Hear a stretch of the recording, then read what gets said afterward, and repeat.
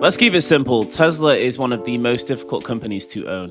It's extremely volatile and sentiment can swing from highs to lows and also be completely governed by a counterparty risk, the founder and the CEO, Elon, as he expresses his thoughts continuously and will not relent. With the automotive, energy and services being the current contributors to the earnings and revenue, growth is needed. The factory being able to scale vehicles efficiently has always been Tesla's product. A difficult research and development capital expenditure quarter was needed to pivot this company away from cars and towards the future of real agentic artificial intelligence, which can be applicable to real-world AI and products that can be used, such as the cybercabs. However, the common phrase amongst the Tesla Q group, who are famously short and want the stock to suffer, repeat the competition is coming, although that competition can only really come from China. And BYD being the biggest automotive maker for electric vehicles in China, they are in financial ruin in terms of their ability to create free cash flow. They are state subsidized by the Chinese Communist Party. Tesla allocated billions to research and development, and in turn, this capital expenditure has provided Tesla with a completely new roadmap. Therefore, whilst BYD print quarterly fundamental real business negative free cash flow, they also don't have the innovation and first mover advantage that Tesla have built. In this video, I want to go through the comparison between these two companies and fundamentally what separates Tesla from BYD and the nuances and the caveats in the data that I've managed to collect from one of the best analysts. AJ, he's got a $sign on his Twitter X handle, someone you should definitely follow. I get a lot of my understanding of the automotive industry through his research, so definitely give him a follow. Let's go. Before I look at the financial differences between Tesla and BYD, I just want to focus on four really important data points when it comes to the macro, as each of these companies will be impacted by the direction that these projections signal. So the first one is retail ETFs for single leverage stocks are increasing in the first half of the year. That usually ends up with the second half of the year being even more speculative, as you can see in the previous 2024 and 2023. Now, if this is already at an all-time high, the second half of the year could prove to be very speculative. The next data point is the current S&P 500, which is the biggest 500 companies in the US, is currently trading at a 22x multiple. This is extremely high. The record high was 24x multiple. Now, if the consensus is to be achieved, that means that we're looking at a 7,000 plus S&P 500 price by the end of the year. This next data point really gives an idea of how the M2 money supply is increasing and that we're in a debt-based system. You can see here in the real estate bust in 2008, there was more cash than borrowing. There was more cash than credit. However, now at 2025, we're at all-time highs when it comes to the credit in the system compared to cash. With increasing credit and margin in brokerage accounts, this means that there's a lot more debt being taken out to speculate, and that can always signal a very heated market. I like to look at these data points every day because they just give me an idea of where the market is generally. It gives me a foundation to build my thesis going forward. So, what really sets Tesla apart is that they are able to make the critical shifts. They're able to look into the future and play where the puck is going to be. They understood that the adoption rate of electric vehicles is going to be slow. A lot of the major automotive zones like Japan, Germany, and the US that make up the majority of the market are going to be slow to adopt and move away from internal combustion engine machines and cars. So those countries like Denmark and Norway that are really pioneering forward with a 60 to 90% adoption rate, Tesla knew that they were going to need to use their CapEx and invest in research and development for fully self-driving vehicles, for humanoid robots, and for robotaxi and energy storage as well. And you can see here, they actually funded 26% of this endeavor with zero emission vehicle credits, which are given by other car companies that are unable to meet the regulatory requirements when it comes to emissions. You can see here that 10 billion plus was actually completely free money that came from the zero emission electric vehicle credits. This funding was all designed to build Tesla into a robotaxi autonomous driving company. You can see here that the only other competitor to Tesla is not BYD, it's actually Waymo when it comes to autonomous vehicles. They use LiDAR. However, Waymo can only make 6,700 cars a year, spending around $804 million. Whereas with 780 million, Tesla can make nearly 4x more, 26,000 cars. This is all because of their research and development. They saw into the future and they were able to think about the scaling, the manufacturing, the supply chain that's required to be able to build these vehicles at scale and operate a completely new total addressable market. This is one of the reasons why Tesla has such an advantage over BYD, because they are able to see into the future and realize that electric vehicles solely is not the business. There's got to be something else that they've got to develop and build. As a result of this research and development into robotaxi, they're able to now follow Waymo and start to scale out to these parts of the US, the different states in the US: Phoenix, Las Vegas, San Francisco, Silicon Valley, San Diego, Los Angeles, and then move over to Atlanta. You can see that Tesla have made that decision many years ago to invest that money, and the dividends will pay off as they pave a new path and a completely new business model. I'm going to go through these data points very quickly. The first one is free cash flow. And this data point that came from AJ and his extremely in-depth research shows that cumulative free cash flow for Tesla is growing by 16.1 billion. But actually, BYD's free cash flow is minus 5.5 billion.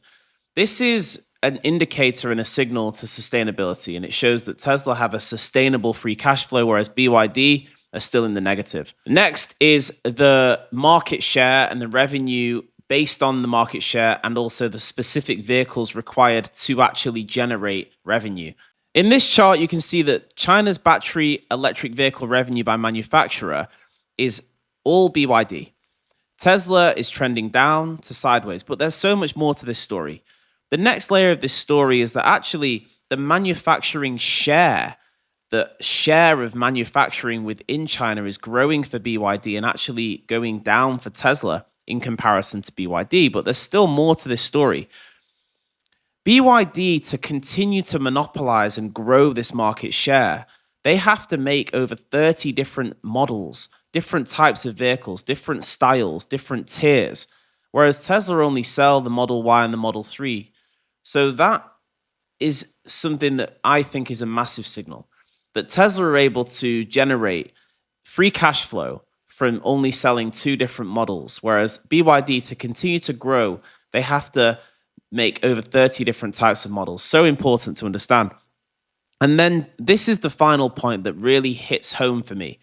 Tesla can make from their Model Y the highest generating earner, whereas BYD doesn't even come close. They have all these different models, but they don't generate enough profit for it to be sustainable.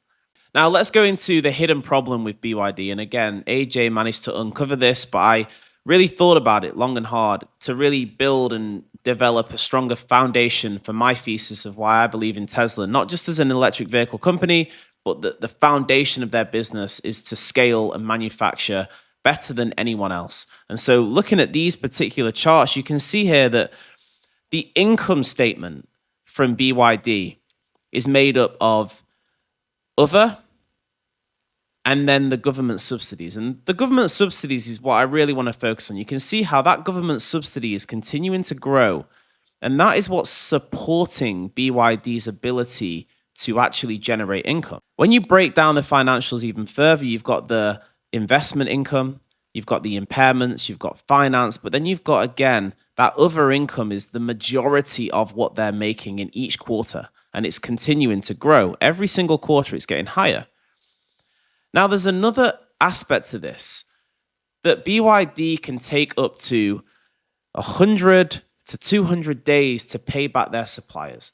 They delay the payment of their suppliers, and therefore their suppliers are actually funding the development of these BYD models without being paid in advance and having to wait up to 100 to 200 days and 160 if you take the kind of median point.